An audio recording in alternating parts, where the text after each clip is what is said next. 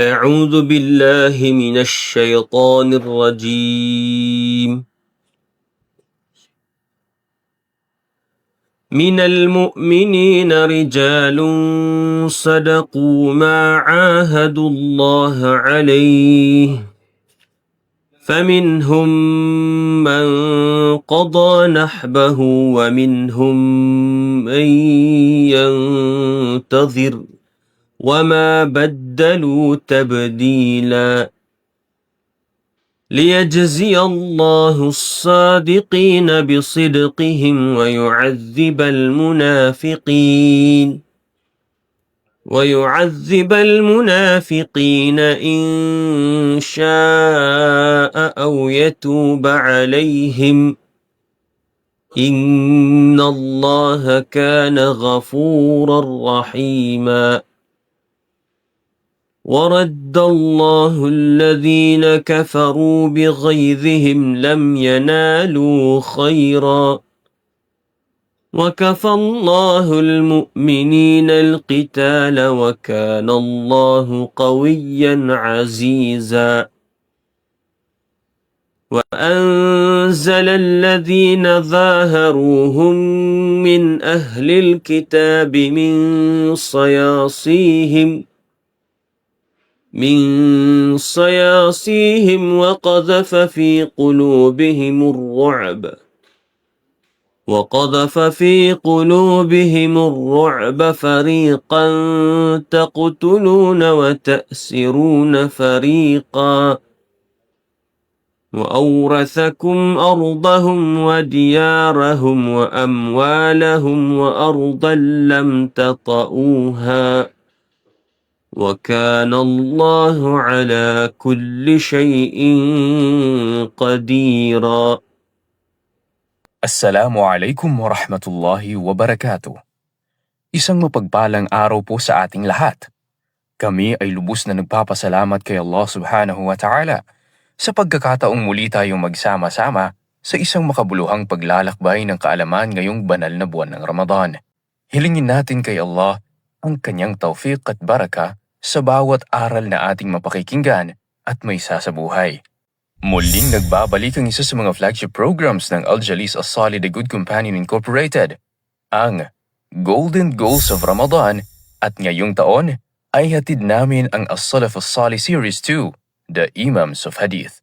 Sa seryeng ito, tututukan natin ang buhay, sakripisyo at pamana ng mga dakilang imam ng hadith. Ang mga taong nag-iingat, nagsasaliksik at nagsakripisyo upang mapanatiling dalisay ang mga salita at gawain ng Propeta Muhammad sallallahu alaihi wasallam. Ang seryeng ito ay naglalayong buhayin muli ang pamana ng mga Salaf as-Salih sa pamamagitan ng pag-aaral sa mga imam ng hadith. Mga haligi ng kaalaman na naging daan upang makarating sa atin ang sunna ng may katapatan at katiyakan. Layunin ng programang ito na palalimin ang ating pag-unawa sa kahalagahan ng hadith sa Islam at sa buhay ng isang Muslim. Ipakilala ang mga imam ng hadith bilang huwaran ng ikhlas, tiyaga at disiplina sa paghahanap ng kaalaman. Hikayatin ang mga kalahok na pahalagahan ang sunna at isabuhay ito sa araw-araw, lalong-lalo na sa buwan ng Ramadan.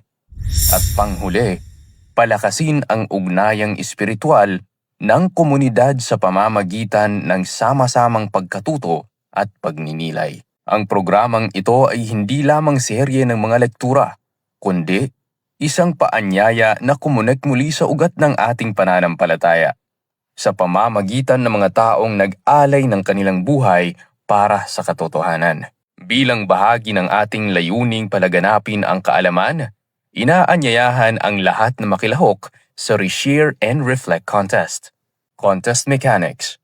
Una, ibahagi sa iyong Facebook page timeline ang episode na inyong napanood. Pangalawa, siguraduhing nakaset sa public ang inyong post. Pangatlo, magbigay o maglagay ng maikling pagninilay o aral na inyong natutunan mula sa episode.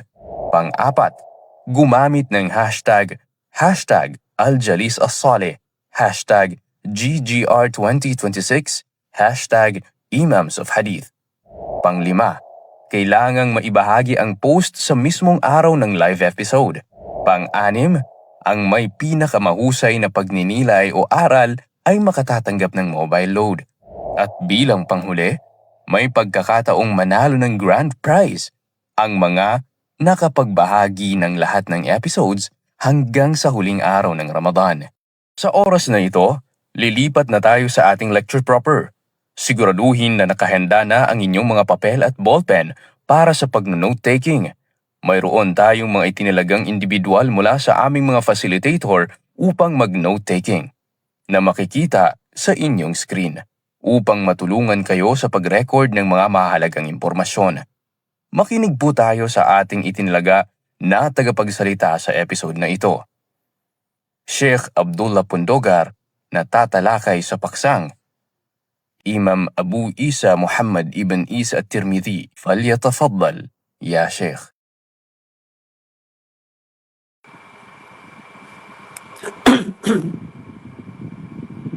Alhamdulillah Rabbil Alamin wa bihi nasta'in wa alayhi natawakkal wassalatu wassalamu ala nabiyyina Muhammad wa ala alihi wa ashabihi wa man tabi'ahum bi ihsanin ila yawmiddin. Amma ba'd. Assalamu alaikum warahmatullahi wabarakatuh. Bago pa man tayo mag-umpisa sa ating topic, bilang paalala ay nais ko lang paalalahan ang ating sarili at gayon din ng aking mga kapatid na kamusliman na tayo ngayon ay nalalapit na sa huling 10 araw ng Ramadan. Kaya habang may natitira pa, ay sikapin natin na magsumikap at dagdagan pa ang mga pagsusumikap para masabi natin na talagang ginawa natin ang lahat ng makakaya natin sa buwan na ito sa pagsamba sa Allah subhanahu wa ta'ala. Hindi naman kailangan malaman ng mga tao dahil ang importante dito at ang mahalaga ay malaman ng Allah ang ating pagsusumikap. Alhamdulillah, sa episode na to, ang pag-aaralan naman natin ay patungkol kay Al-Imam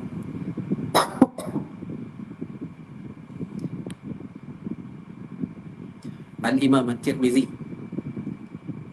Huwa al-Imam al-Hafiz Muhammad ibn Isa ibn Sawrah ibn Musa ibn Dhahhak At-Tirmidhi wa kunyatuhu Abu Isa. Siya ang Imam Hafiz. Nasabi natin na pag sinabing Hafiz, sa panahon nila ay talagang totoong isa talagang hafid na nakakasangulo talaga. Pangalan niya ay Muhammad bin Isa ibn Sawrah ibn Musa ibn Dhahhak At-Tirmidhi. At ang kanyang kunya ay Abu Isa. Abu Isa, Muhammad bin Isa.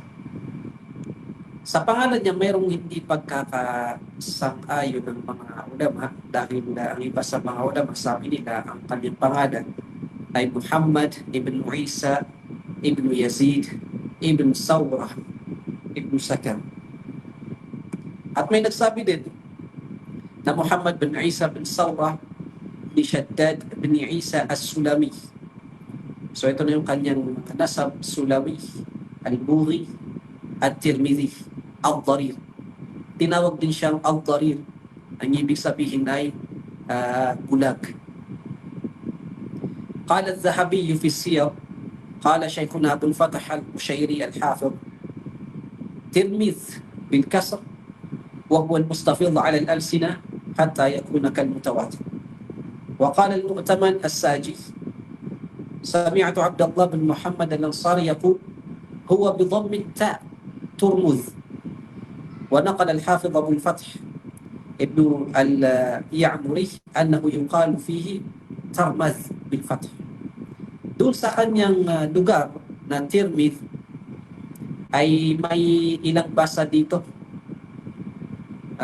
Sinabi ni Az-Zahabi sa kanyang kitab Siyar A'lam an-Nubala na sinabi ng aming guro na si Abu al-Fatah al-Qushayri na ang pagbasa daw dito ay Tirmidh.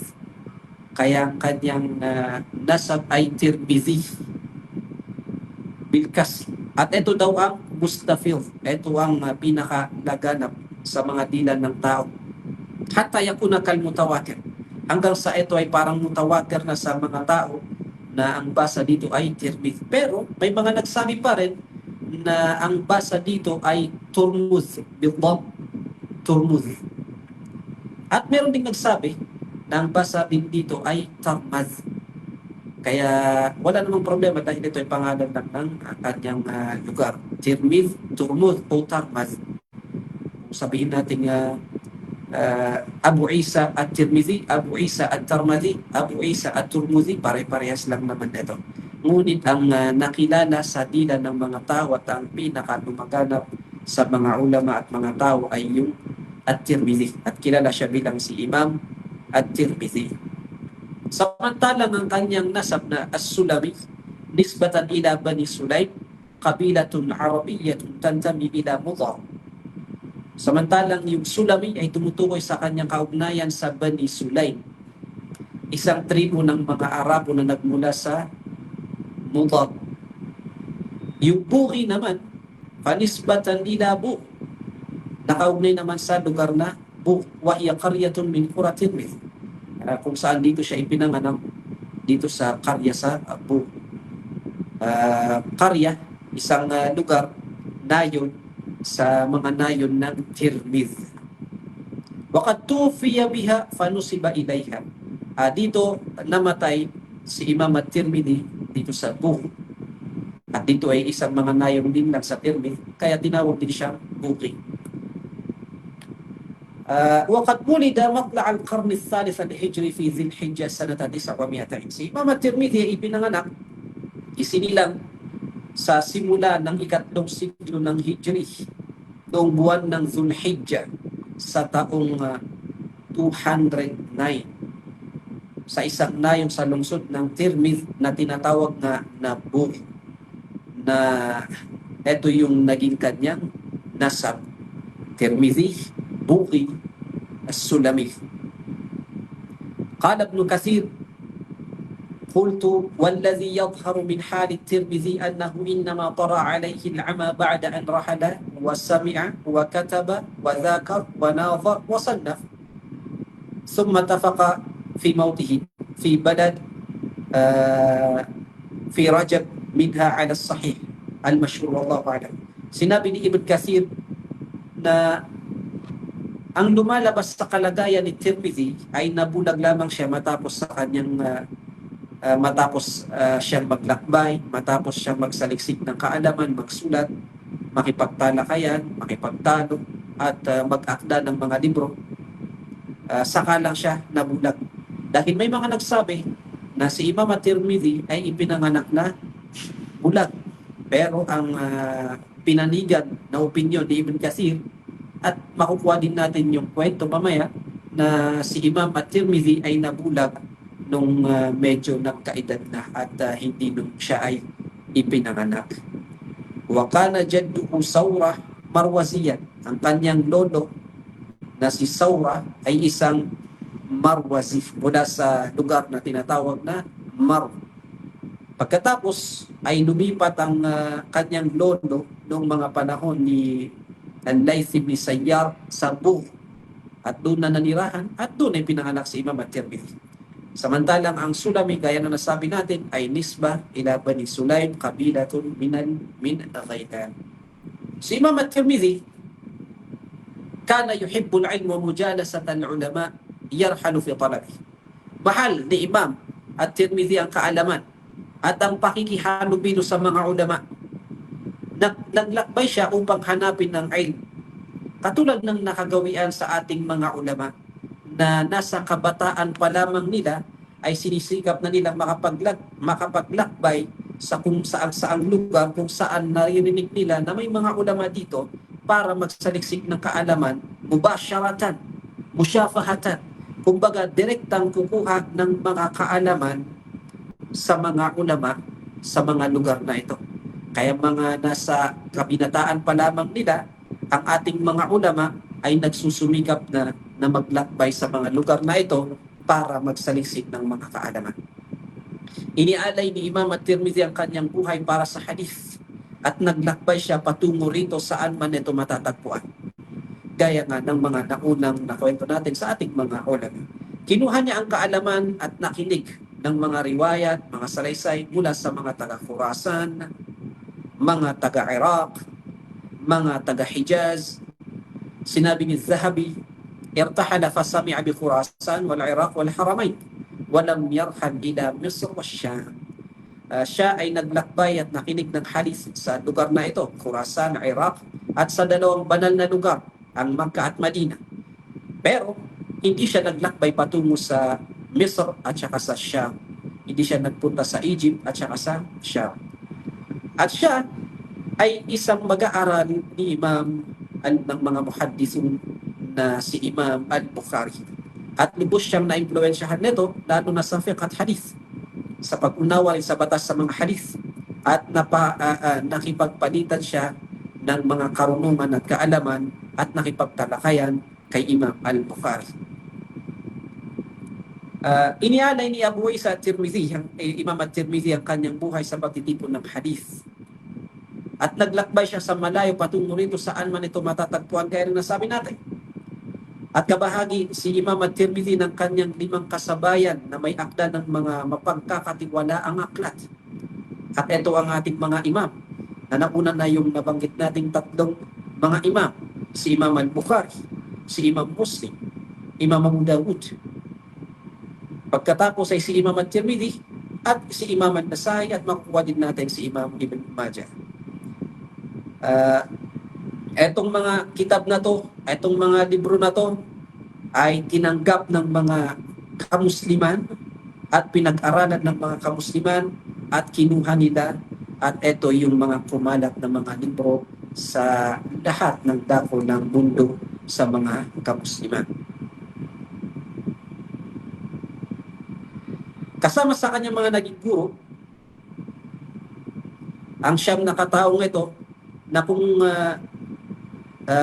may nabasa ako pero hindi ako sigurado dahil hindi ko ito nabasa sa ibang mga libro, na itong siyam na guro, itong tis'at shuyukh, ay dito nagkaroon ng ittifaq ang kutub as-sittah, itong 6 na libro na to, 6 na imam na to, sa lahat ng kanilang libro, kung titingnan natin at susuriin natin, lahat sila ay naging sheikh nila, itong siyam na guro na naging sheikh din ni Imam at-Tirmidhi.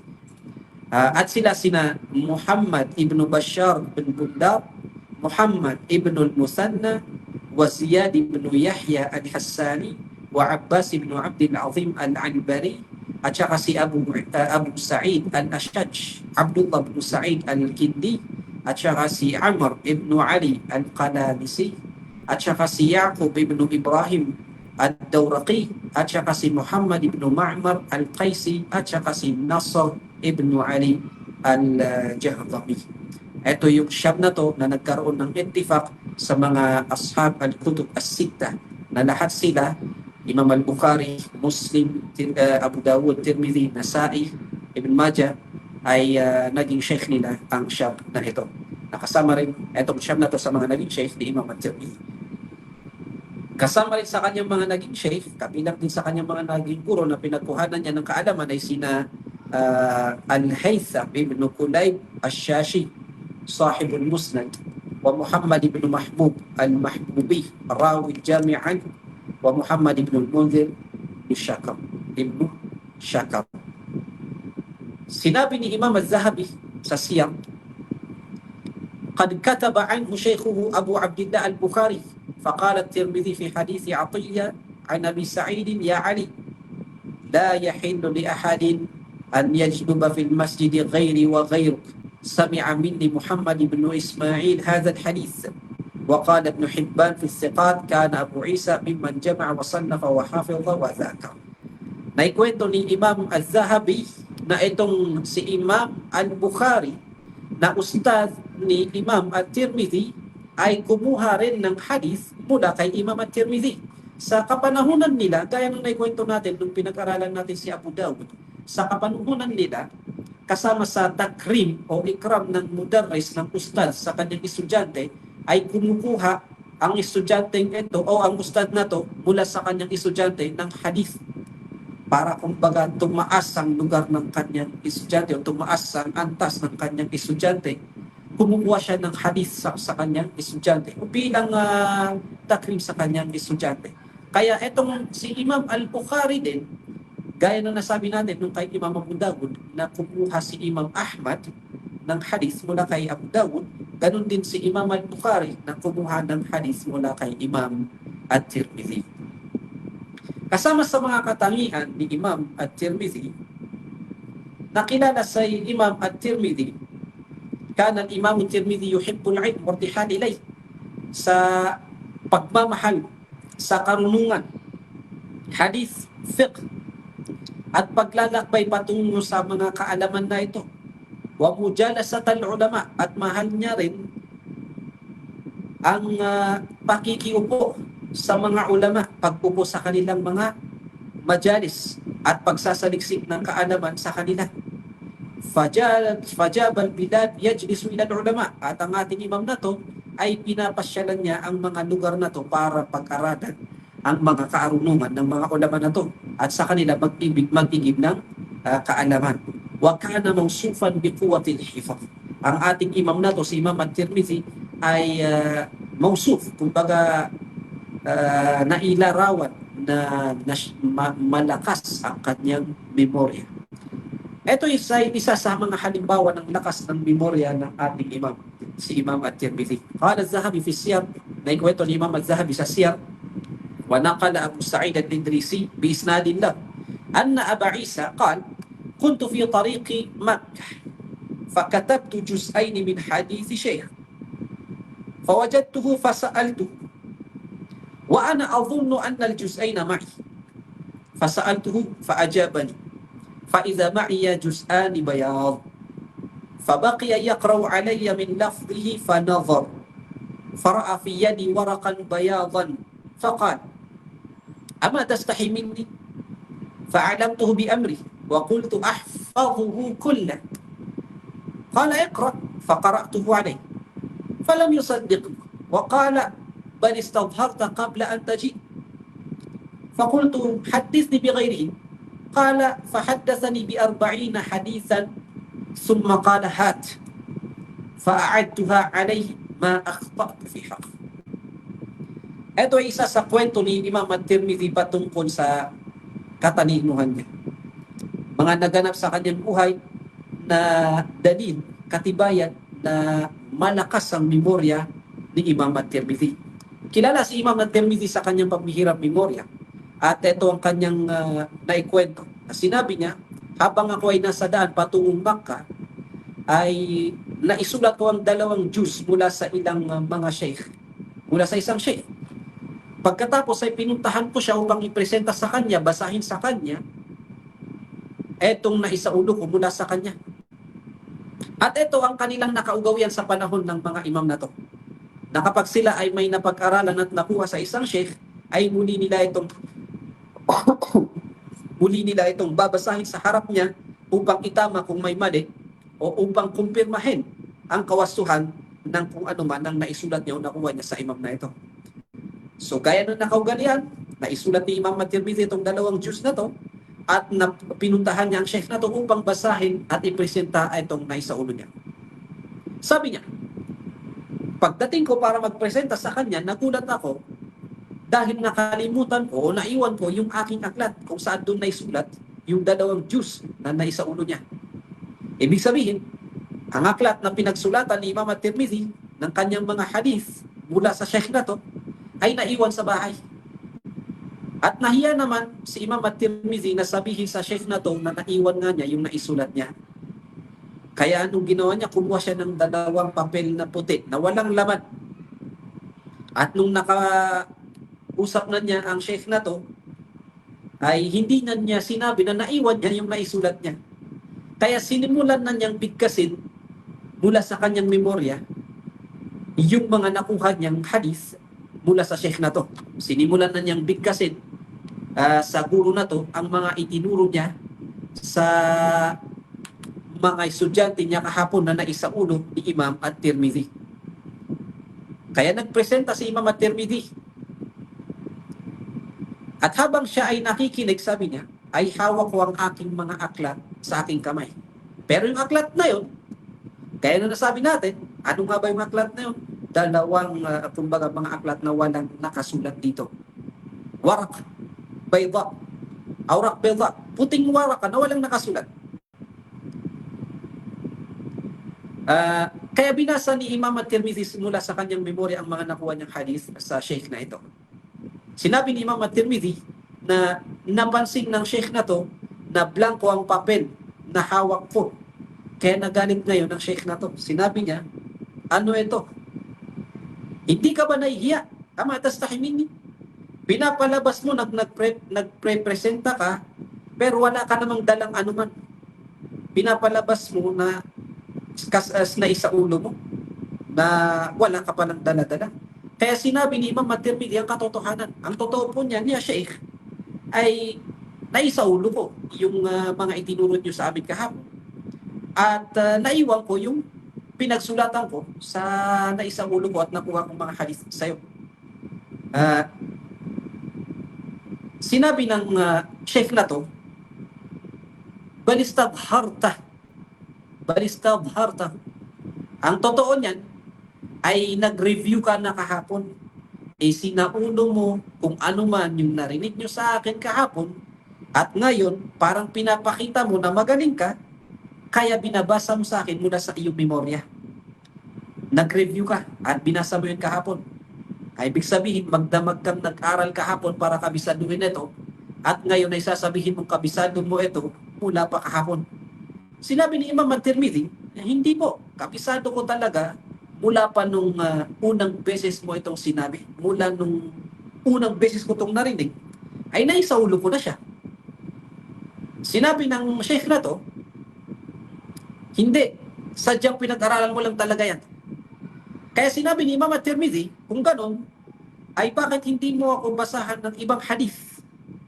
Turuan mo ako ng iba pa. Ngayon mismo. At makita natin kung may sasaulo ko o hindi. Sabi nung sheikh, sige, babasahan kita ng 40 na hadith. Gharib. Ibig sabihin yung hadith na to na hindi tanyag, hindi sikat. Kaya maaaring hindi pa naisaulo ng imam na to, ni Tirmidhi. Hindi pa naisaulo ng estudyante na to kung ano man ang sasabihin ko ngayon, dahil ang babasahin ko ngayon ay mga hadith na gharib, na hindi sumikat, hindi tanyag. Kaya imposibleng na ikabisado niya ito. Sabi na ni Imam At-Tirmidhi, banggitin niyo po yung kung ano man yung gusto nyong hadith na basahin ngayon. Ngayon, binanggit ng sheikh na to ang 40 na hadith na to, na hadith gharib, na sa tingin niya ay hindi kabisado ng estudyante na to, ni Imam At-Tirmidhi, na kung saan hindi nga niya talaga kabisado. Dahil mga bagong hadith do, dahil hindi naman tanyag na hadith ito. At nung binasa niya, bagong hadith, bagong isnad. At sa oras na yun mismo, pagkatapos ng sheikh na to nabasahin yung 40 na hadith na yun, nakasama ang isnad, sinabi niya, basahin. Sinabi ni Imam At-Tirmidhi, babasahin ko na po ba? Sabi niya, sige, basahin mo. Ulitin mo. Kaya inulit ni Imam At-Tirmidhi mula umpisa hanggang dulo, at sinabi ni Imam At-Tirmidhi na wala ni kahit isang titik na nakaligtaan, na hindi ako nagkamali maski sa isang titik lamang na binasa ng aking sheikh. Kaya sinabi ng sheikh na to, ma dhanantu annahu yujad fi hadhihi dunya man yahfadhu mithlak. Sinabi ng sheikh, hindi ko akalain na mayroon pang umiiral sa mundong ito na may memoryang katulad ng sa iyo. So ito ay kasama sa mga talagang ang ating imam, si Imam At-Tirmidhi, ay napakatalino. Si Imam At-Tirmidhi ay napakalakas ng memorya. Ito ay isa lamang sa mga katibayan sa lakas ng memorya ng ating imam. Si Imam At-Tirmidhi ay nagtamo ng isang mataas na katayuan sa piling ng mga imam, ng mga ulama, ng mga dalubhasa sa hadith, at mga may akda ng maraming mahalagang katha. Siya, rahimahullahu ta'ala, ay kilala sa kanyang kabutihan, sa kanyang katapatan, sa kanyang wara, sa kanyang pagiging simple sa buhay az-zuhd, sa kanyang takot sa Allah at taqwa, sa kanyang kaalaman al-ilm, sa kanyang pagiging mapagkakatiwalaan al-amana, at sa kanyang debosyon sa kanyang relihiyon. Siya ay may malalim na pagmamahal sa mga ulama at sa mga majalis al-ilm. Pinapurihan siya ng mga ulama ng may dakilang pagkilala. Ang mga ulama sa panahon niya, ang mga ulama na nakakakilala sa kanya, ay pinuri nila si Imam at-Tirmidhi dahil sa kanyang kadakilan. قال أبو يعلى الخليل بن عبد الله في كتابه علوم الحديث محمد بن عيسى بن ثورة بن شداد الحافظ متفق عليه، له كتاب في السنن وكتاب في الجرح والتعديل، وروى عنه أبو محبوب والأجداء، وهو مشهور بالأمانة والإمامة والعلم. Sinabi niya na si Muhammad ibn Isa, si Imam at-Tirmidhi, sinabi niya ay pinagkasunduan ng mga ulama na siya ay isang hafiz. Siya ay may aklat na sunan at aklat sa jarh wa ta'dil, at nagsalaysay mula sa kanya si Abu Mahbub at ang mga dakilang scholar, mga dakilang ulama al-ajilla. Siya ay tanyag sa kanyang pagiging mapagkakatiwalaan, pamumuno sa relihiyon at kaalaman. At sinabi ni Ibn al-Athir, kana at-Tirmidhi imaman hafidha, lahu tasanifu hasan, minha al-Jami' al-Kabir, wa huwa ahsanul kutub. Sinabi ni Imam Ibn al-Athir na si Imam at-Tirmidhi ay isang imam at hafiz, bihasa sa pagsasaud. Meron siyang magagandang akda, mga aklat. Kabilang na dito ang Jami' al-Kabir, at ito ang pinakamahusay sa mga aklat, ahsanul kutub. وقال الإمام الذهبي, sinabi naman ni Imam al-Zahabi, al-Hafiz al-Alim sahibul Jami' thiqa mujma'un alayhi. Ang hafiz, ang alim, ang may akda ng al-Jami', siya ay mapagkakatiwalaan at pinagkasunduan ng lahat. Sinabi naman ni Ibn al-Imad al-Hanbali, kana mubarrizan ala al-Aqran ayatan fil hifz wal itqan. Siya ay nangunguna sa kanyang mga kasamahan o mga kasabayan, isang aya sa pagsasaulo at katumbakan. Waqala anhu Imam as-Sam'ani, imam asrihi bila mudafa. Siya ang imam ng kanyang panahon nang walang pag-aalinlangan, walang sinumang makakatanggi na siya ay imam sa hadith at sa iba pang mga kaalaman. At sinabi ni Imam at-Tirmidhi na sinabi sa akin ng aking ustad na si Muhammad ibn Ismail al-Bukhari, man tafa'tu bika akthara mimman tafa'ta biya. Sinabi ni Imam al-Bukhari sa kanyang estudyante na, ya Tirmidhi, o Tirmidhi, man tafa'tu bika, kung ano man ang napakinabangan ko sa iyo, akthar mimman tafa'ta biya, ay higit na mas marami kaysa sa kung ano man ang napakinabangan mo sa akin. Ito ay nagmula sa magiting na imam na si Imam al-Bukhari, na pinupuri niya ang kanyang estudyante na si Imam at-Tirmidhi. Sinabi naman ni Zahabi, qala Abu Sa'd al-Idrisi, kana Abu Isa yudrabu bihi mathal fil hifz. Sinabi ni Imam al-Zahabi na sinabi ni Abu Sa'd al-Idrisi, si Imam at-Tirmidhi ay ginawang halimbawa pagdating sa pagsasaulo. Kung may babanggitin na nakasaulo, ang nababanggit si Imam at-Tirmidhi. Wa qala al-Hakim, sami'tu Umar ibn Allak yaqul, mata al-Bukhari falam yukhallif bi Khurasan mithla Abi Isa fi al-ilm wal-hifz wal-wara' waz-zuhd. Baka hatta amiya wa baqiya dhariran sinin. Sinabi ni Umar ibn Allak na nagsabi, namatay si Imam al-Bukhari at wala siyang naiwan sa Khurasan na katulad ni Imam at-Tirmidhi sa kaalaman at sa pagsasaulo at sa wara, pag-iwas sa mga masasamang bagay at sa pagiging simple. umiyak siya ng labis-labis hanggang sa siya ay mabulag. So, ito yung nabanggit natin na si Imam At-Tirmidhi ay hindi ipinanganak na bulag, ipinanganak siya na nakakakita, ngunit kasama sa kanyang mga katangian ang labis-labis na pag-iyak hanggang sa siya nga ay nabulag. At nanatili siyang bulag sa loob ng maraming taon. Pero naisulat muna niya ang kanyang mga libro at nakapag-aral muna sa mga ulama bago siya naging bulag. Pero meron pa rin mga tao na hindi nakakakilala kay Imam At-Tirmidhi gaya ni Imam Ibn Hazm, isa ring malaking imam na siya ang imam sa mga madhab na al-Zahiri, na sinabi niya na si Tirmidhi, nung binanggit niya yung hadith tapos nandun sa isnad si Tirmidhi, si Imam At-Tirmidhi, sabi niya, innahu majhul. Hindi ito kilala. Dahil hindi niya kilala si Imam At-Tirmidhi at hindi niya kilala ang libro ni Imam At-Tirmidhi at yung kitab ni Imam At-Tirmidhi na Al-Ilal, na sikat nga na libro ni Imam At-Tirmidhi. Pero sabi ng mga ulama, la yuntafatu ila qawli Abi Muhammad ibn Hazm.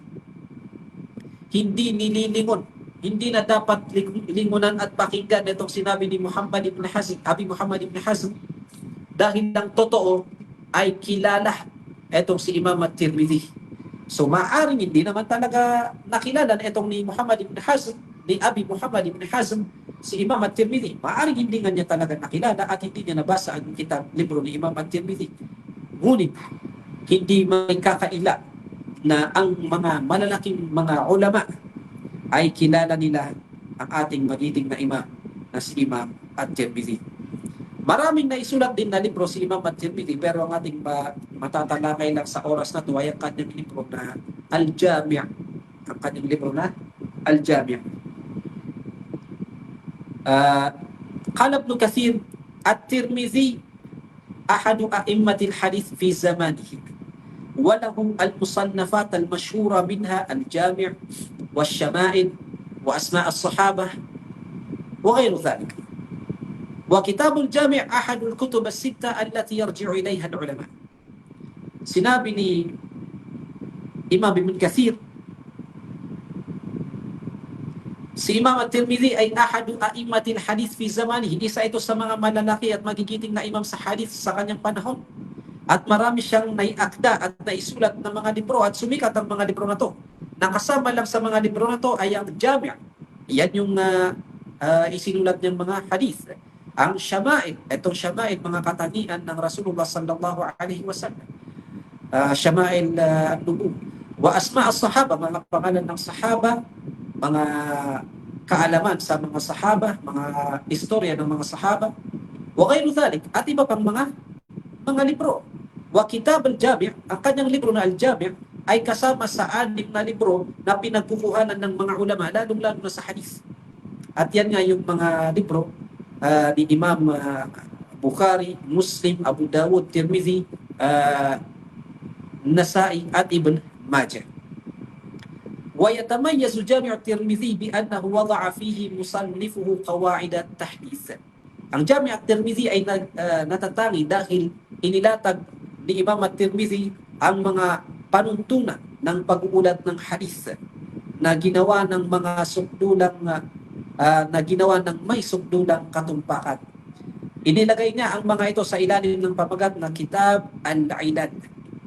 Sa huli ng kitab niya na Al-Jami', mayroon doon na Kitab Al-Ilal na nandun kumbaga yung mga pag-uusap sa mga tao kung ito nga ba ay malakas o ito nga ba ay mahina, o anong dahilan ng pagiging mahina ng hadith na to, pagiging malakas ng hadith na to, na isinama sa loob ng Al-Jami'.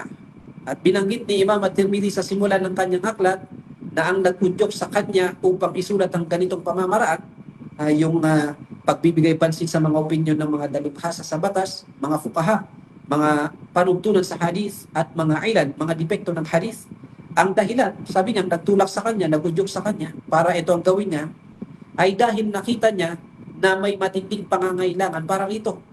Para sa layunin ito, ninais niyang sundin ang landas ng mga naunang eskola, mga mutakaddimu, sa pamamagitan ng pagdaragdag ng mga bagay na hindi pa nagawa ng iba bago sa kanya o bago siya. sa paghahangad ng gantimpala mula sa Allah subhanahu wa ta'ala. Kasama sa mga mazaya, miza, mga special sa Jami' at-Tirmidhi at mga natatanging katangian nito ay ang pagbibigay ng hatol sa mga antas ng hadith. Kung ito nga ba ay sahih, hasan, gharib, daif, base sa kalagayan ng hadith. Sasabihin niya matapos banggitin ng hadith, ito ay hasanun sahih o kaya ay hasanun sahihun gharib. Maaari din niyang sabihin na itong hadith na to, ito ay hadith na hasan, gharib mula sa ulat ni ganito. Ang iba, ang ibig sabihin nito ay ang pagiging kakaiba, gharab o gharib, ay nasa isnad, gharib dahil sa isnad o chain of narrations. Bagamat ang hadith ay maaaring may iba pang mga version, may riwayat na hindi naman gharib. Ngunit kung wala ng ibang paraan o turok ng pagsasalaysay, sasabihin niyang gharibun la na'rifuhu min ghairi hadha al-wajh. Gharib, hindi namin ito kilala maliban sa paraang ito. At kung hindi, kung ang hadith ay may illa, may depekto ang hadith, sasabihin niya rin na ang hadith na to, hadha al-hadith mursal. لأن فلانا تابعي فهو لم يروي عن النبي صلى الله عليه وسلم. Kung may depekto man sa hadith na to, sasabihin niya na ang hadith na to ay mursal dahil si fulan ay tabi'i, kaya hindi maaaring magbanggit siya ng hadith mula sa propeta Muhammad sallallahu alaihi wasallam na sabihin niya, nasabi ng Rasulullah, dahil hindi naman sila nagkita ng Rasulullah sallallahu alaihi wasallam. Kaya kung sasabihin niya ang hadith, ang dapat ay sabihin niya na mula kay Abu Hurairah, mula kay Ibn Abbas, mula kay Aisha, mula sa mga sahabi, na mula sa Rasulullah sallallahu alaihi wasallam. O di kaya sasabihin niya, anna fulanan lam yarwi an fulan, na si fulan ay hindi naman talaga kumuha ng hadith mula kay fulan. Idh lam yathbut lahu luqya ma'a, dahil hindi naman sila nagkita o hindi niya naging estudyante o wala siyang nakuha hadith mula sa kanya. So, binibigyan ng hatol ni Imam at-Tirmidhi yung mga hadith at sinasabi niya kung ano nga ba ang depekto, problema sa hadith na to. Yan ay isa rin sa mga miza ng kitab ni Imam at-Tirmidhi al-Jami'. قال الذهبي وعن أبي علي منصور بن عبد الله الخالدي قال أبو عيسى صنفت هذا الكتاب وعرضته على علماء الحجاز والعراق وخراسان فرضوا به. Sinabi ni Imam at-Tirmidhi, nung maisulat ko ang kitab na to, Al-Jami', Jami' at-Tirmidhi, ay ipinakita ko ito sa mga ulama sa Hijaz, mga ulama sa Iraq, mga ulama sa Khurasan, faradu bihi, at nalugod sila at nagustuhan nila ang Jami' na to, ang kitab na ito. ومن كان هذا الكتاب يعني الجامع في بيته, at sinabi ni Imam at-Tirmidhi na kung sino man ang meron sa kanya ang librong ito sa kanyang bahay, فكأنما في بيته نبي يتكلم, ay para bagang nasa loob ng kanyang bahay ang isang propeta na nagsasalita. Ang ibig niyang sabihin dito ay ang hadith na mga sinulat ko dito ay matitiyak mo na mula ito sa propeta Muhammad sallallahu alaihi wasallam. Kaya naman kung meron ka ang libro na to, ay para kang mayroong parang nasa iyo ang propeta na nagsasalita. Ang ibig niyang sabihin niya ay dahil ang mga hadith na to ay matitiyak kung galing sa propeta Muhammad sallallahu alaihi wasallam. Pero sinabi ni Imam Az-Zahabi fil Jami' Ilmun Nafi' wa Fawaid Ghazir, sinabi ni Imam Az-Zahabi sa Jami' na yan, sa libro ni Imam at-Tirmidhi na Jami', ay maraming kaalaman talaga yan, na mga mahuhusay na mga kaalaman, kapakipakinabang ng mga kaalaman, wa fawaida ghazira, at napakarami at sagana sa benepisyo, wa ru'usul masail, at mga kaalaman, pangunahing kaalaman, usapin sa relihiyon, wa huwa ahadul usul al-Islam, kasama sa mga ang kanyang libro ay kasama sa mga usul al-Islam, mga pinagkukuhanan ng mga Muslim ng kanilang kumbaga relihiyon. Yung mga libro man, dahil ito ay may mga naglalaman ng mga hadith mula sa Rasulullah sallallahu alaihi wasallam. Pero sabi ni Imam Az-Zahabi, laula ma qaddarahu bi ahadith wahiyatin ba'dha mawdu'un wa kathirun minha fil fadail.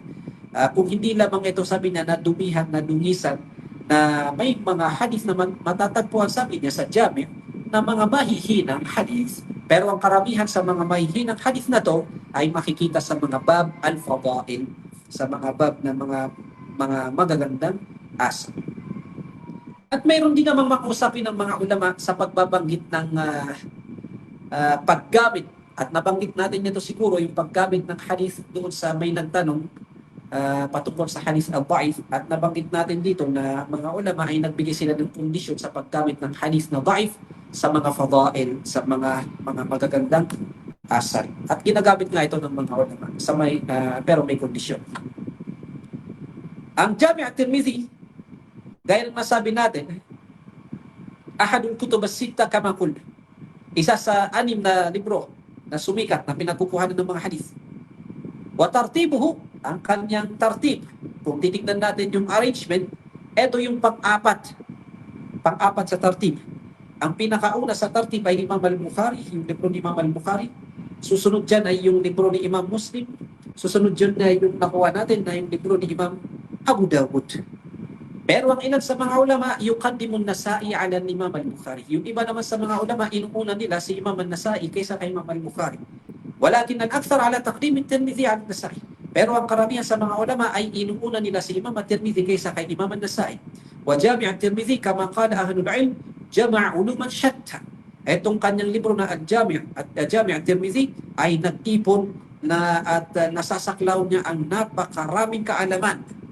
At mababanggit natin dito yung mga fawaid, mga benepisyo na makukuha natin sa kanyang libro na Jami' at-Tirmidhi. فمن هذه العلوم طبعا الحديث الذي هو الأصل. Ang kasama sa mga kaalaman na makukuha natin sa kitab niya na Jami' at-Tirmidhi ay yung mga hadith talaga. At yan naman talaga yung asal na kaya naman talaga isinulat ng mga imam ang libro na to ay para maisulat yung mga hadith at makuha natin yung mga hadith na nagmula sa Propeta Muhammad sallallahu alaihi wasallam. Athani, ilmul fiqh. Gaya ng kay Imam Abu Dawud na naglalaman din ng fiqh. Etong kitab din ni Imam at-Tirmidhi ay makukuha din natin dito ang mga kaalaman patungkol sa fiqh. Min khilal tartibil kitab, sa pamamagitan ng tartib, yung paghahati niya sa mga kitab, yung pagkakaayos ng mga kitab, dahil nasabi natin ang kanilang ginagawa ay yung katulad ng tartib ng mga libro ng mga fuqaha. Hinahati-hati ito sa mga kitab patungkol sa fiqh. At ganoon ang pagkakaayos ng kitab ni Imam at-Tirmidhi. Wa min khilali tabwibi abwab al-kitab wa min khilali ta'liqat at-Tirmidhi. At sa pamamagitan din ng mga ta'liqat ni Imam at-Tirmidhi, sa pamamagitan ng mga komento ni Imam at-Tirmidhi sa ilang mga issue na patungkol sa fiqh. O ang paglilipat ng mga opinion ng mga scholar o ang mga masail al-fiqhiyya, yung patungkol sa mga masail al-fiqhiyya na mayroon ditong mga komento si Imam at-Tirmidhi na sinasabi niya na ito ang mazhab ni Imam, ito ang mazhab ni Imam. Fahuwa fiqhun aydan kama huwa kitabu hadith. Ito rin ay fiqh, katulad ng nasabi natin na ito ay kitab sa hadith at kitab din sa fiqh. Sa madalas na pagkakataon ay binabanggit ni Imam at-Tirmidhi ang mga pagkakaiba ng pananaw ng mga dalubhasa, mga fuqaha. Binabanggit niya ang pagkakaiba ng kanilang pananaw. Sa panahon natin ngayon, mayroon na yung mga tinatawag na fiqh muqaran. Sa fiqh muqaran, ibig sabihin itong libro na to ay nasasaklaw niya ang mga mazahib al-fiqhiyya na nababanggit dyan. Ano ang mazhab ni Abu Hanifa, anong mazhab ni Imam Malik, anong mazhab ni Imam Shafi'i, mazhab ni Imam Ahmad. At dito tinatalakay yung kanilang mga mazahib. Si Imam at-Tirmidhi, isa siya sa mga nauna sa mga nagsusulat sa mga fiqh muqaran dahil binabanggit niya ang pagkakaiba ng pananaw ng mga fuqaha at ang kanilang mga opinion sa mga issue sa fiqh. Madalas din siyang tumutukoy sa kanilang mga adillah, mga dalil, at binabanggit ang mga hadith na tila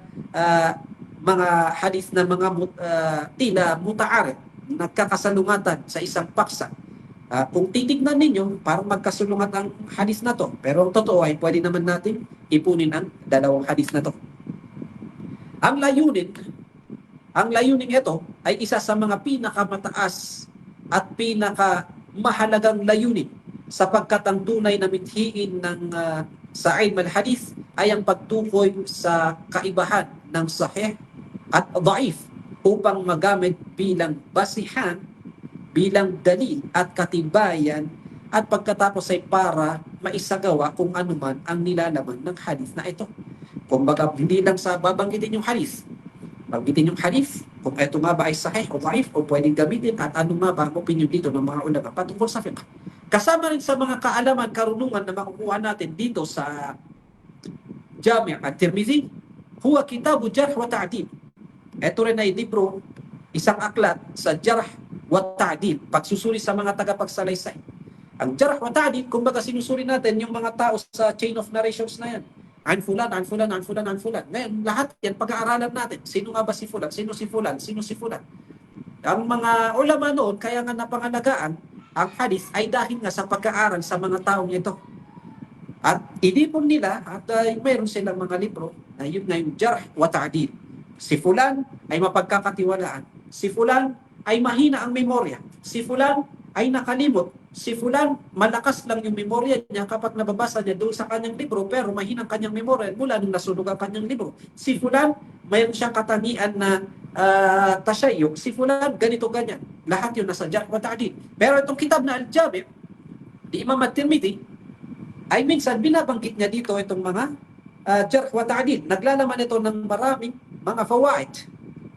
Katulad ng pagsusuri sa mga tao. Binabanggit niya ang ilan sa mga lalaki at nagsasabing ang taong ito ay mahina. Sabihin niya halimbawa, hadha fulanun da'if, hadha fulanun thiqa, wa fulanun da'afahu fulan, wa fulanun takallama fihi fulan, wa hakaza. Binabanggit niya, ang taong ito ay mahina, ang taong ito ay mapagkakatiwalaan, ang taong ito ay pinahina ni fulan, ang taong ito ay pinuna ni ganito, at iba pa. So yun yung isa sa kaibahan din ng libro ni Imam At-Tirmidhi, na sinasabi niya dito, yung kumbaga, yung tao, kung bakit, anong dahilan, bakit naging mahina ang tao ito. Minsan din ay nagbibigay siya ng pagkakakilanlan sa mga taong hindi malinaw ang pangalan. Mubham. O yung mga hindi binanggit ang buong detalye. Muhmal. Kaya sasabihin niya, halimbawa, si ganito na anak ni ganito. Sasabihin niya, si fulan, dahil hindi kompleto yung pagkakabanggit ng pangalan, ay babanggitin ni Imam At-Tirmidhi yung kompleto niya. Si fulan, siya si fulan, na anak ni fulan. O si fulan, si Abu Fulan, babanggitin niya na siya pala si fulan. Upang magbigay babala o linaw tungkol sa ilang mga tao. Dahil marami halimbawa ang Muhammad. Pero sino tong Muhammad na to? Si Muhammad na anak ni Ahmad, o si Muhammad na anak ni Zaid, o si Muhammad na anak ni Musa. So babanggitin niya na kapag binanggit lang doon sa isnad na si fulan, sasabihin niya na anak ni fulan para makilala, para malaman natin, mapag-aralan natin sino nga ba si fulan na to at masuri natin kung sahih ang hadith na ito.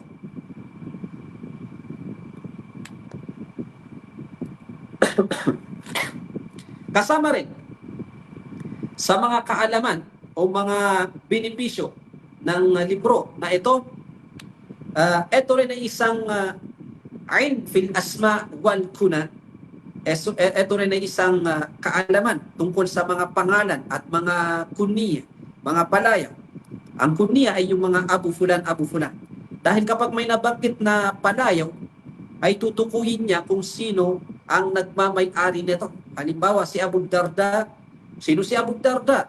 Dahil maraming Abu Darda. Dahil marami naman ang may anak na ang pangalan niya ay Darda. So, sino si Abu Darda? Halimbawa, si Abu Darda ay siya halimbawa si Umair ibn Fulan, si Huwaymir ibn Amir. Sino naman itong si Abu Musa? Halimbawa, dahil maraming may anak na si Abu Musa, ay si Musa, kaya tinatawag na Abu Musa. So, sino itong si Abu Musa? Sasabihin niya halimbawa, si Abu Musa na ang kanyang totoong pangalan ay si Fulan. So, nagbibigay din ito babala o dino tungkol sa mga may-ari ng mga palayaw na ito. Minsan naman ay binabanggit niya ang pangalan at sasabihin ang pangalan ito ay may palayaw na Abu Fulan o Abu ganito o mga katulad nito upang magbigay linaw sa mga pangalan at palayaw. Dahil talagang sa panahon nila ay pinag-aaralan nila kung sino itong lalaking ito. At kapag hindi nila kilala yung lalaking yun sa isnad, ay nagiging dahilan upang maging mahina ang hadith na to. Dahil paano natin pag-aaralan ng hadith na to kung hindi natin kilala kung sino yung lalaking nagkwento? Paano tayo makakasigurado na ito nga ay nagmula sa Rasulullah sallallahu alaihi wasallam? O di kaya ay maraming ganitong pangalan na mayroong mapagkakatiwalaan na ganito ang pangalan at mayroon namang sinungaling na katulad niya sa pangalan. So sino nga ba sa kanilang dalawa ang nagkwento nito? Kaya naman etong kanyang libro, Jami' at-Tirmidhi, ay talagang isa sa kanyang kainaman ay binabanggit niya yung totoong may-ari sa pangalan na yun o totoong may-ari sa panayaw na ito. Kasama rin sa mga وَيُنَبِّهُ كَذَلِكَ عَلَى مَنْ أَدْرَكَ النَّبِيَّ وَمَنْ لَمْ يُدْرِكْ مِنَ الرُّوحِ. Sasabihin niya rin na itong taong ito ay naabutan niya ang mahal na propeta Muhammad sallallahu alaihi wasallam. O di kaya ang taong ito ay hindi niya naabutan ang propeta Muhammad sallallahu alaihi wasallam. Dahil may epekto rin din nito sa hadith. Dahil ang napakalakas na hadith ay yung talagang alam natin yung kanyang chain of narration, yung isnad, nagmula sa tabi'i na narinig niya sa sahabi na narinig niya mula sa Rasulullah sallallahu alaihi wasallam. ويتكلم كذلك في كتابه على قضية طرق الحديث. فبعد أن يذكر الحديث يقول مثلا وهذه اشتهر بهذا بعد أن يذكر الحديث يقول وفي الباب عن أبي هريرة وعلي وعائشة وفاطمة مثلا وأبي بكر وهكذا إلى آخره. At isa rin ito sa kumbaga special sa libro ni Imam At-Tirmidhi na babanggitin niya ang Turuq al-Hadith. Tinatalakay niya sa kanyang aklat tungkol sa mga Turuq al-Hadith, mga landas ng hadith. Ang mga Turuq al-Hadith, halimbawa, ang hadith na ito ay nakwento ni Abu Hurairah. Ang hadith na to, mismong hadith na yan, naikwento din ni Ibn Abbas. Ang mismong hadith na yan ay naikwento din ni Ibn Mas'ud ila akhir. Matapos ng banggitin ng isang hadith, ito nga yung isa sa sikat o special sa kitab ni Imam At-Tirmidhi, sasabihin niya at sa kabanatang ito ay mayroon ding ulat mula kay Abu Hurairah, mula kay Ali, mula kay Aisha, mula kay Fatima, o mula kay Abu Bakar at iba pa. O kaya ay mula kay Abu Sa'id, at sa kabanatang ito ay mayroon ding mula kay Anas, o sa iba pa. Kaya matapos niyang banggitin ang pangunahing hadith, itatala niya ang iba pang mga hadith na may kaugnayan sa paksa. Pagbanggitin niya ang isang hadith, halimbawa patungkol sa wudu, pag-aablusyon, na sabi ni Abu Hurairah ayon sa Rasulullah sallallahu alaihi wasallam.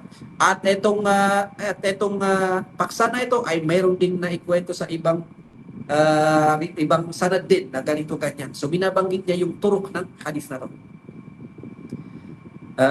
Ngunit hindi niya babanggitin ang buong teksto ng mga ito. Sa halin, babanggitin lamang niya ang mga pangalan ng mga sahaba. Kumbaga sasabihin niya, ang hadith na to ay naikwento rin ni Aisha, ang hadith na to ay naikwento rin ni Fulan, pero hindi naman niya babanggitin yung buong hadith dahil binanggit na niya yung hadith, halimbawa ni Ibn Abbas.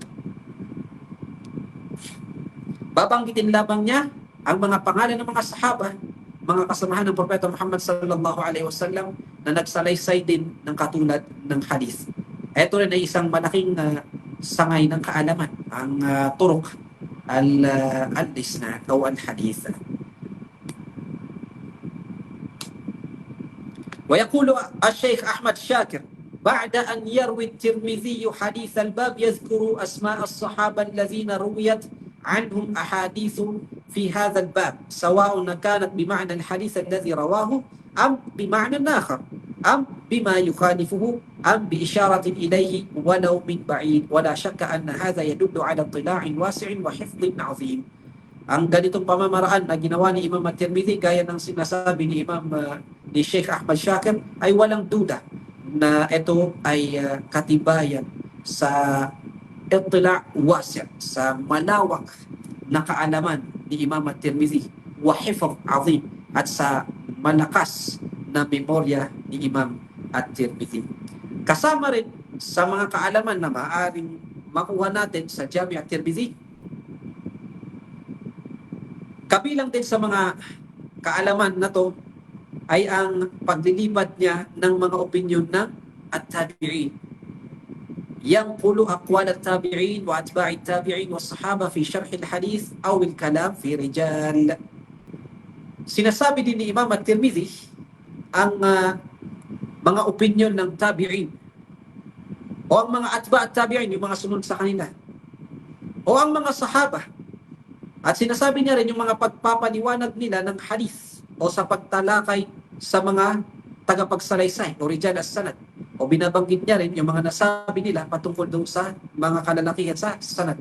Binabanggit niya ang kanilang mga salita gaya ng muallaqat. Binabanggit niya na ang kanilang mga salita gaya ng yadhkuru aqwalahum ka muallaqat al-Bukhari. Binabanggit niya ang kanilang mga salita gaya ng mga muallaqat ni Imam al-Bukhari. Gayunpaman, nakahigit siya sa muallaqat ni Imam al-Bukhari dahil ang lahat ng mga opinyong ito na kanyang inilipat ay may isnad. Ang muallaqat pala, yung sasabihin mo na sinabi ng Rasulullah sallallahu alaihi wasallam na walang isnad. Sasabihin mo kagad na sinabi ng Rasulullah sallallahu alaihi wasallam. Pero ang mga muallaqat ni Imam at-Tirmidhi ay meron siyang isnad. Meron siyang isnad para sa mga muallaqat. Bagamat sasabihin niya dito na sinabi ng Rasulullah sallallahu alaihi wasallam, pero babanggitin naman niya sa huling kitab niya yung isnad ng muallaqat na to. Wa dhakara asanidaha fi kitabihi al-Ilal. Binanggit niya yung mga asanid sa kitab al-Ilal, na yun naman yung huling bahagi ng kanyang libro, alladhi huwa khatimatu kitabihi al-Jami'. So yung mga muallaqat niya, pag sinabi niya kaagad na sinabi ng Rasulullah sallallahu alaihi wasallam, nasaan yung isnad? Sinong nagkwento sa'yo? Kanino mo nakuha at kanino niya nakuha? So hindi niya binanggit doon sa hindi niya binanggit doon sa unang pahina pages ng kanyang libro, pero binanggit naman niya doon sa Kitab al-Ilal, na yun naman yung hulian ng kanyang Kitab al-Jami'. So isa rin yan sa mga kaalaman na makukuha natin dito sa libro ni Imam at-Tirmidhi na ang Jami' at-Tirmidhi. Kasama rin sa mga kaalaman na mapupulot natin sa Jami' at-Tirmidhi, ang aklat na ito, gayon din na ang aklat na ito, ang Jami' at-Tirmidhi, ay hindi lamang basta aklat ng hadith.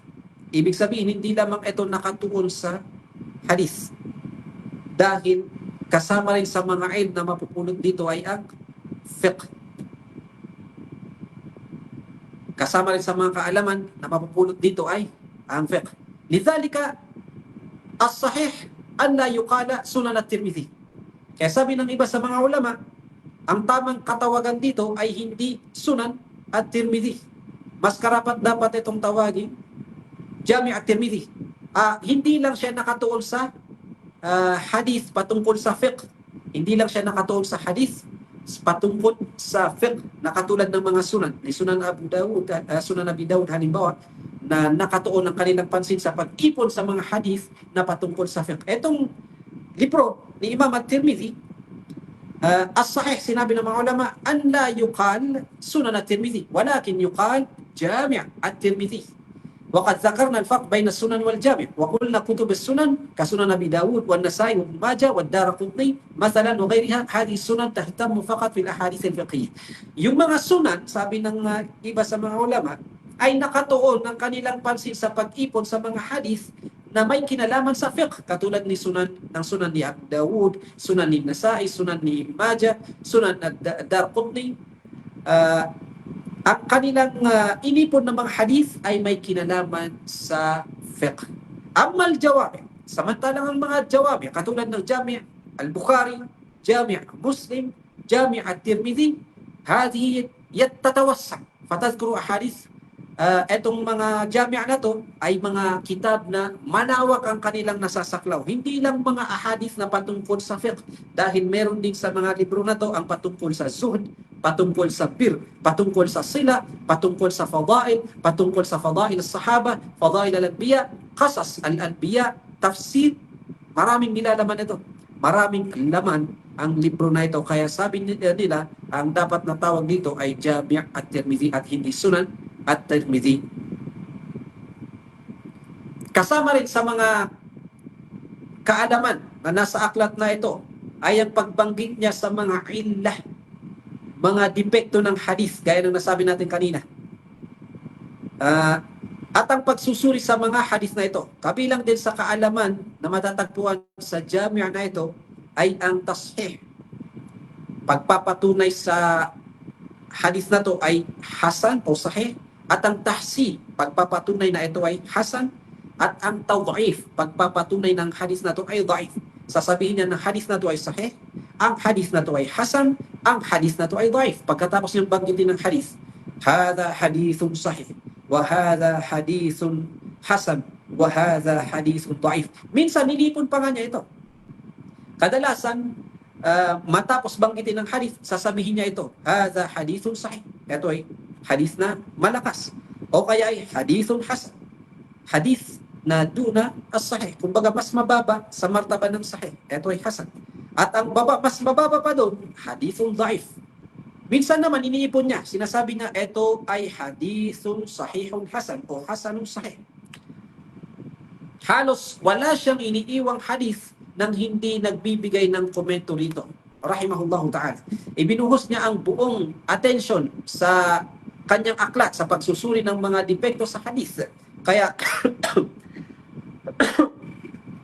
kaya binabanggit niya ang antas nito kung ito ay sahih o kaya ay hasan o kaya ay daif. At nagbibigay siya ng mahusay na detalyadong paliwanag tungkol sa mga depekto at mga tagapagsalaysay o rijal as-sanad. Dahil dito, ang kanyang aklat ay naging parang isang practical na aplikasyon ng mga panuntunan ng kaalaman sa hadith. Kumbaga, yung ulum al-hadith, mustalah al-hadith, na pag-aaralan sa mustalah al-hadith na ito ay hadith sahih, paano magiging sahih, paano magiging hasan, paano magiging daif. So patungkol sa pagtanggap sa hadith, para medyo maintindihan natin, ang pinakamataas na antas ng hadith patungkol sa pagtanggap sa hadith na yan ay hadith sahih.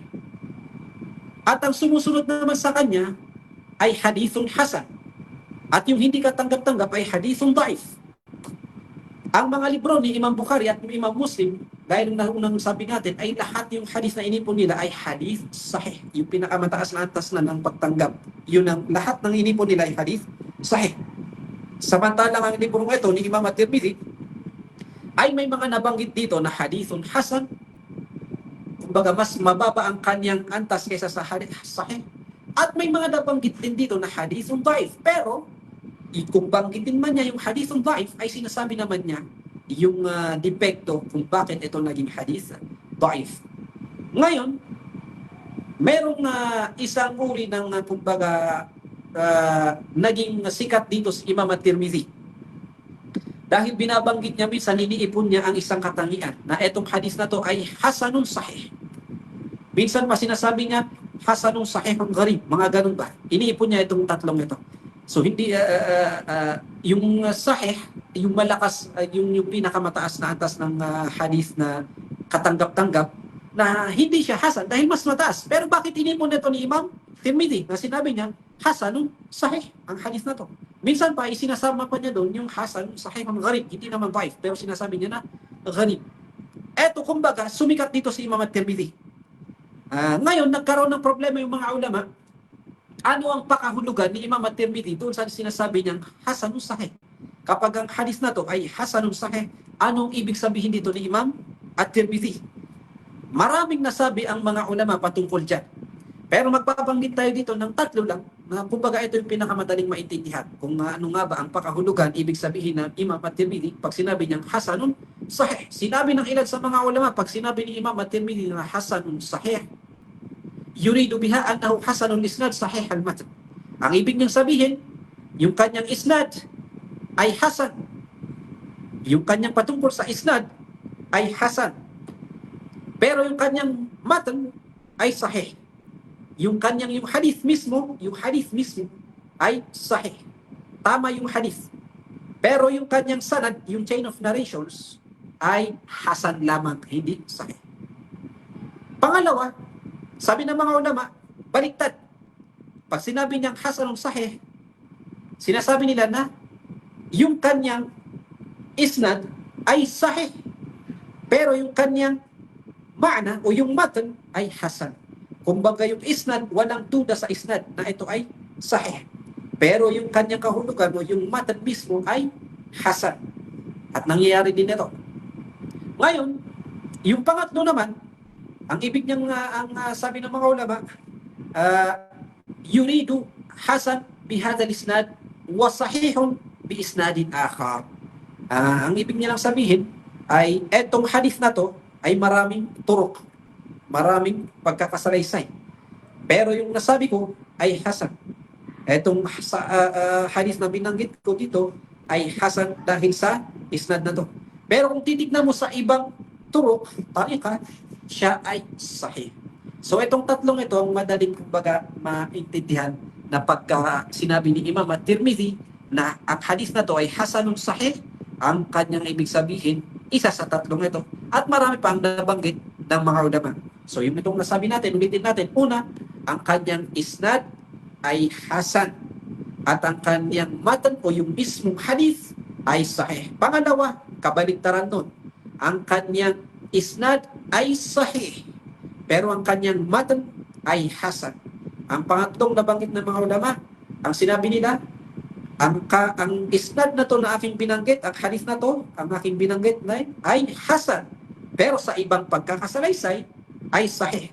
Dahil nabanggit nga natin na mismo sa libro niya, ay minsan sinasabi niya na ito ay nabanggit ni Imam Abu Hurairah, pero meron din namang nabanggit si Aisha, meron din nabanggit si Fatima, meron din nabanggit si Ali. So ibig sabihin, yung nabanggit ko hasan, pero kung titignan mo sa ibang tarika, ito ay sahih. Ang mga ulama ay pinuri nila ang libro na ito ni Imam at-Tirmidhi. Sinabi ni Imam Ash-Shawkani, مثنيا على جامع الترمذي كتاب الترمذي أحسن الكتب وأكثرها فائدة وأحكمها ترتيبا وأقلها تكرارا وفيه ما ليس في غيره من المذاهب ووجوه الاستدلال والإشارة إلى ما في الباب من الأحاديث وتبيين أنواع الحديث من الصحة والحسن والغرابة والضعف وفيه جرح وتعديل. Sinabi ni Imam Ash-Shawkani bilang papuri sa Jami' at-Tirmidhi, ang aklat ni Imam at-Tirmidhi ang pinakamahusay sa mga aklat at ang may pinakamaraming benepisyo, ang pinakamaayos ang pagkakaayos, ang may pinakakaunting pag-uulit. Narito ang mga bagay na wala sa iba, gaya ng pagbanggit sa mga madhab, nasabi natin na binabanggit nga ni Imam at-Tirmidhi yung mga mazahib al-fiqhiyya, mga madhab na mga fiqh, mga paaralan na ng pagdadahilan, istidlal, pagtukoy sa iba pang mga hadith, yan yung mga tarik, mga turok na binabanggit ni Imam at-Tirmidhi, at paglilinaw sa mga uri ng hadith kung ito ay sahih, hasan, gharib o daif, at naglalaman din ito ng jarh wa ta'dil. Sinabi naman ni Ibn Kathir, قال ابن عطية سمعت محمد بن طاهر المقدسي سمعت أبا إسماعيل عبد الله بن محمد الأنصاري يقول كتاب الترمذي عندي أنور من كتاب البخاري ومسلم. قلت ولما؟ قال لأنه لا يصل إلى الفائدة منهما إلا من هو من أهل المعرفة التامة بهذا الفن وكتاب الترمذي قد شرح وكتاب الترمذي قد شرح أحاديثه وبينها فيصل إليها كل أحد من الناس من الفقهاء والمحدثين وغيرهم. Sinabi ni Ibn Kathir na sinabi ni Ibn Atiyah, narinig ko si Muhammad bin Tahir al-Maqdisi na sinabi niya, narinig ko si Aba Ismail ibn Ismail Aba Ismail, narinig ko si Abu Ismail Abdullah bin Muhammad al-Ansari na sinasabi ni Abu Ismail, sinabi niya, ang aklat ni Imam para sa akin ay mas maliwanag, mas maganda, mas mainam kaysa sa aklat ni Imam al-Bukhari at ni Imam Muslim. Tinanong ko bakit? Sumagot naman si Abu Ismail, dahil ang pakinabang mula sa dalawang libro na ito, ni Imam al-Bukhari at Muslim, ay makakamit lamang ng mga taong may ganap na kaalaman sa sining na ito patungkol sa hadith. Ngunit ang aklat ni Imam at-Tirmidhi ay ipinaliwanag at nilinaw ang mga hadith na ito, kaya ito ay madaling maunawaan ng kahit na sinong tao, maging sila ay mga fuqaha, mga muhaddithun o hindi man. At sinabi ni Ibn Lathir, ahsanul kutub wa aktharuha faidatan wa ahsanuha tartiban wa aqalluha tikraran wa fihi ma laysa fi ghayrihi min dhikr al-madahib. Nabanggit na natin yun. Patungkol naman sa kamatayan ni Imam at-Tirmidhi, tuwafya al-Imam at-Tirmidhi rahimahullahu ta'ala bibaldatihi Buh fi Rajab sanat 279 بعد حياة حافلة بالعلم والعمل وقد أصبح الترمذي ضريرا في آخر عمره بعد أن رحل وسمع وكتب وذكر ونظر وصنف. Si Imam at-Tirmidhi ay namatay sa kanyang lugar ng kapanganakan sa Bugh sa buwan ng Rajab sa taon na 279 mula sa Hijrah, na puno ng karunungan at mga kaalaman at mga gawain na pagsamba sa Allah subhanahu wa ta'ala ang buhay na ito. At si Imam at-Tirmidhi, gaya ng sabi nila, ay nabulag sa akhir umrihi, sa huling kabanata ng kanyang buhay at hindi ng kanyang kapanganakan. So, eto ang maikling talakayan patungkol sa ating imam, si Imam at-Tirmidhi, na hinihiling natin sa Allah subhanahu wa ta'ala na may napulot tayong aral sa istorya ng talambuhay ng ating imam. Hada wallahu ta'ala a'lam. MashaAllah, alhamdulillah. Ngayong araw ay muli nating nasubaybayan ang ating Sheikh upang talakayin sa atin ang isa sa pinakamahalagang imam ng hadith sa ating ummah na si Imam Abu Isa Muhammad bin Isa As-Sulami at-Tirmidhi. Natalakay sa atin ni Sheikh ang pagpapakilala sa ating topiko ngayon, ang kanyang biography, kung sino siya bilang isang imam ng hadith at paano niya naiwan yung mga legasiya na napakinabangan ng ating ummah. Ngayon po ay bago natin pasukin ang tanong ng bayan, ay aming inaanyayahan ang ating mga tagapakinig o taga-subaybay na kayo ay makilahok sa ating sharing contest. Huwag po natin kalilimutan ang mechanics ng ating moderator.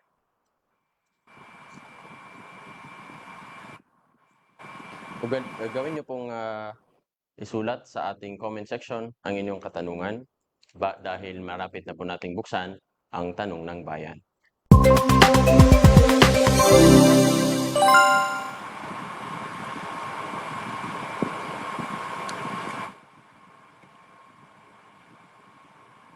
Okay.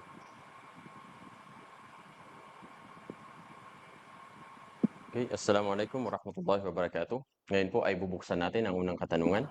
Ya Sheikh, ano po ba ang maipapayo mo upang mapanatili ang taufik ng Allah subhanahu wa ta'ala sa may mga matatalas na memorya? At ganoon din po sa mga mag-aaral na may kapurulan ang memorya. Bismillah. Ang tanong ba ay anong may papayo natin para mapanatili ang memorya sa mga malakas na memorya sa mga tao, ganoon ba? Yes.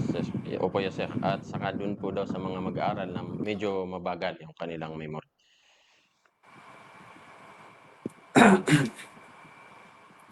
Ang totoo niyan, kasama ako sa mga estudyante na may mahinang memorya. Kaya isa rin ako sa mga taong nangangailangan ng payo sa paano nga ba lalakas ang ating memorya. Kaya kung meron man sa inyong nakakaalam paano palakasin ng memorya, ano ang dapat kainin, ano ang dapat gawin, ay narito kaming naghihintay sa inyong sagot. Pero ito ang ilan sa mga payo ng ating mga ulama patungkol sa memorya. Una sa lahat, ito ang pinakasikat na kumbaga payo ng mga ulama, iwasan at talikuran ang mga pagkakasala sa Allah subhanahu wa ta'ala, ang ma'asiyah. Syakautu ila Waqi' su'a hifdhi farshadani ila tarki al-ma'asi wa akhbarani bi anna al-ilma nurun wa nurullahi la yu'ta li'asi. Isa nga sa mga nasabi ni Imam Shafi'i, kilala natin si Imam Shafi'i na isa sa talagang tanyag sa pagsasaulo, na ang nasabi niya ay nagreklamo ko dahil humina ang aking, dahil nga ang kwento ay nakakita siya ng yung paa ng isang matandang babae at nabawasan yung kanyang memory. Sabi niya, nagreklamo ako sa aking ustad, ila Waqi' dahil sa humina ang aking memorya. Farshadani ila tarkil ma'asi. At ang kanyang ipinayo sa akin, iwanan mo ang mga ma'asiyah. Sa panahon ngayon, subhanallah, puno-puno ng ma'asiyah. Sabi nga nung iba, lalabas ka sa iyong bahay, papunta sa ma'asiyah, dahil paglabas mo, music, mga mga aurat, kahit mismo sa loob ng bahay. Nas'alullah as-salama wal afiyah wa nas'alullah an yahfazana. Kaya yun din ang nagiging dahilan kung bakit humihina ang ating memorya. Syakautu ila waqi'a su'a hifdhi fa arshadani ila tarkil ma'asi. Iwan ko daw yung maksiat. At sinabi sa akin ng aking sheikh na ilmullahi nur. Ang ilmu ng Allah, ang karunungan ng Allah ay liwanag. Wa nurullahi la yu'ta li'asi. At ang liwanag ng Allah ay hindi niya ibinibigay sa taong makasalanan. So kung gusto natin na maging malakas ang ating memorya, sikapin natin na iwasan ang mga kasalanan sa Allah subhanahu wa ta'ala. Isa yun. Pangalawa, ang ating mga utak ay isa rin yung muscle. Ito naman yung sinasabi ng mga sa mga science naman. Ang ating mga utak ay isa rin namang muscle yan. Na ang muscle na yan, katulad ng mga muscle natin sa katawan, ay lumalaki at lumalakas kapag ine-exercise natin. Yung utak natin, paano natin i-exercise? Sanayin natin sa pagsasaulo. Sanayin natin sa pagsasaulo, kahit maliit. Kahit sa araw-araw ay nagsasaulo tayo ng mga maliliit na bagay hanggang sa masanay ang ating mga utak sa pagsasaulo, at kapag nasanay na siya, kaya na natin magsaulo ng mga malalaking mga ajza sa Quran, mga ayat. Ito'y halimbawa lang. Halimbawa sa aming ma'had, sa Ma'had Oman, dito sa Ma'had Al-Fatayat. Ang mga estudyante sa unang baitan, mahihina yung mga memorya. Ang naisa sa ulo nila halimbawa sa isang araw ay kalahating page ng Quran. Minsan, mas maliit pa dito. Minsan sa isang linggo, isang page.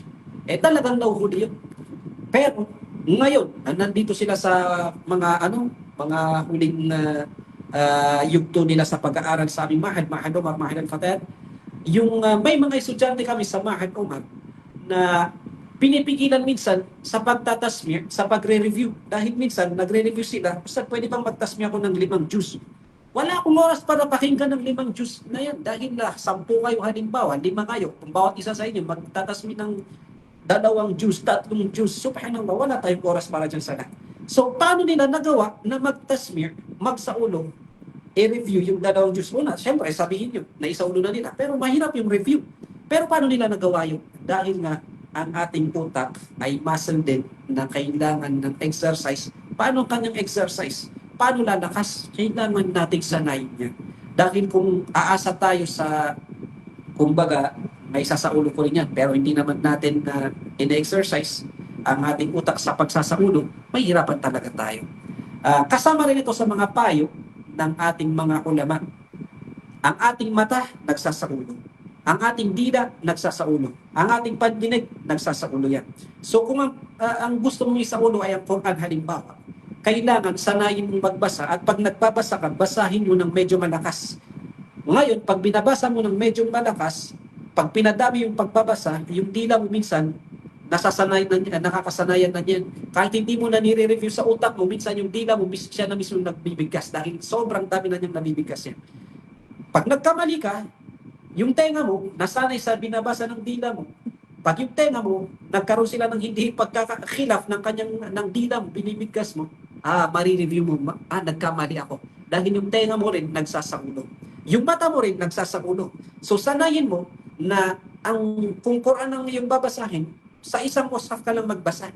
Bakit? Dahil minsan, kapag may nakalimutan ka, inaalala mo, nasaan nakasulat ito? Kung hindi ako nagkakamali, sa bandang kaliwa, sa ikatlong linya, at ang kulay ng Allah dito ay kulay blue, ganito, ganyan. So, naisaulo yun nung mata mo. So, kasama sa mga paraan para maisaulo mo, una, basahin mo ng maraming beses. Dahil masasanayan ito ng dila mo.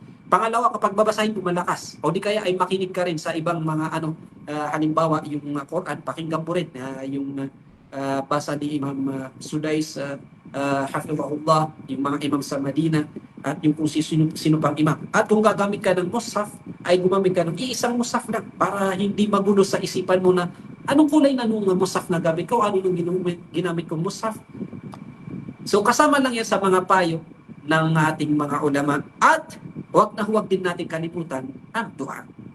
Ang Allah subhanahu wa ta'ala ang nagbibigay sa atin ng mga biyaya, at kasama sa mga biyaya ng Allah subhanahu wa ta'ala ang hifz, ang memorya.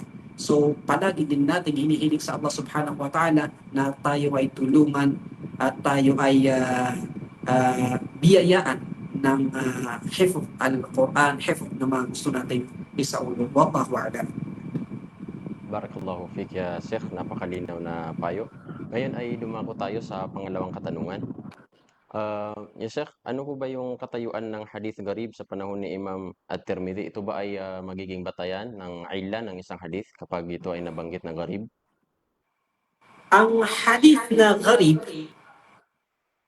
alhamdulillah, ang hadith na gharib, ang ibig sabihin ng gharib ay kumbaga ito ay naisalaysay ng isang tao. So halimbawa doon sa isnad na yun ay meron doong isang tabaka, doon sa isnad ay meron doong isang kumbaga tabaka na iisa lang ang nagsalaysay. Kumbaga lahat ng mga nagsalaysay, babalik at babalik dito sa isang tao ito. Etong isang tao man ito, nakuha niya sa iba o siya yung pinakadulo. Halimbawa, sa mga sahaba o kaya sa mga tabi'un. Kumbaga, maraming ang mga turok na nabanggit ni Imam Al-Bukhari, ni Imam Al-Tirmidhi, ni Imam Muslim, ni Imam Abu Dawud. Pero babalik at babalik sila doon sa isang tao na yun. Halimbawa na. So yun ang tinatawag na gharib. Doon sa tabaka ay merong isa, gharib. Ngayon, titignan natin yung isang tao yun. Thiqa, ito ba ay mapagkakatiwalaan? O ito ba ay sinungaling? Kung sakaling itong taong ito ay thiqa, malakas ang memorya, mapagkakatiwalaan, ang hadith na yun, bagamat gharib, ay sahih. So tinawag lang na gharib dahil iisa siyang nagkwento. Pero kung baga sa pagtanggap, ito ay sahih dahil siya ay thiqa, mapagkakatiwalaan at hindi nakalimot. So yun yung tinatawag na gharib. So ang gharib, pwedeng tanggapin o pwedeng hindi tanggapin, depende doon sa taong yun. Kung malakas ba, kung sinungaling ba siya o wala, depende sa lagay ng isang lalaki yun na sa kanya babalik yung mga turok ng hadith. Wallahu a'lam. Okay. Barakallahu fiik ya Sheikh. Siguro ay ubos na yung katanungan natin sa comment section. Kung meron po kayong mga katanungan ay pwede niyo pong i-comment habang naghihintay ang ating buting Sheikh.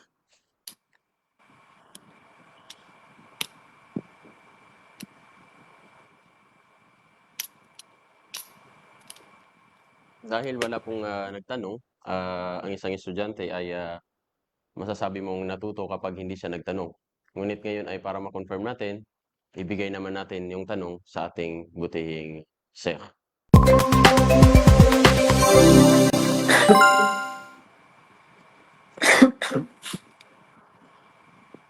Patungkol naman sa aking katanungan, ang aking tanong siguro ay ano ang ibig sabihin ni Imam At-Tirmidhi kapag sinabi niya o hinatulan niyang isang hadith na ito ay hasanun sahih.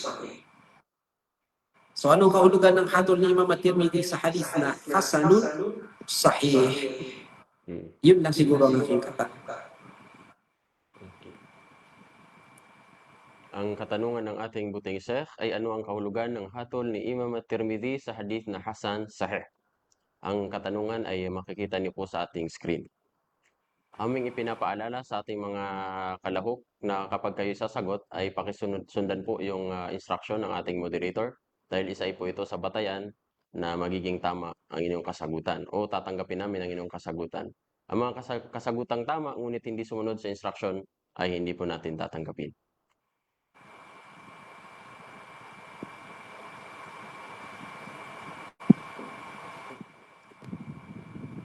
Pagkatapos po ng ating live broadcast ay ating ipopost sa aming page ang mga kalahok na nanalo at nakahula ng tamang kasagutan upang matanggap ang inyong premyo. Sa ating nakaraang mga katanungan, ito po yung nanalo. Si Sister Jasmine. Kayo po ay magparamdam sa ating comment section.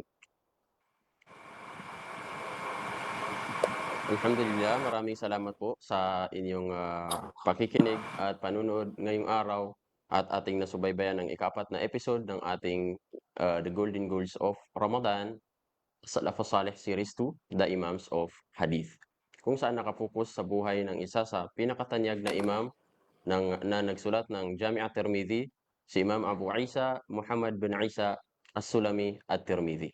Maraming salamat din sa ating buting Sheikh. Nawa ay pangalagaan ka ng Allah subhanahu wa ta'ala at mapakinabangan pa ng karamihan sa ating umma ang inyong kaalaman. Samahan niyo po kami sa susunod na Tuesday.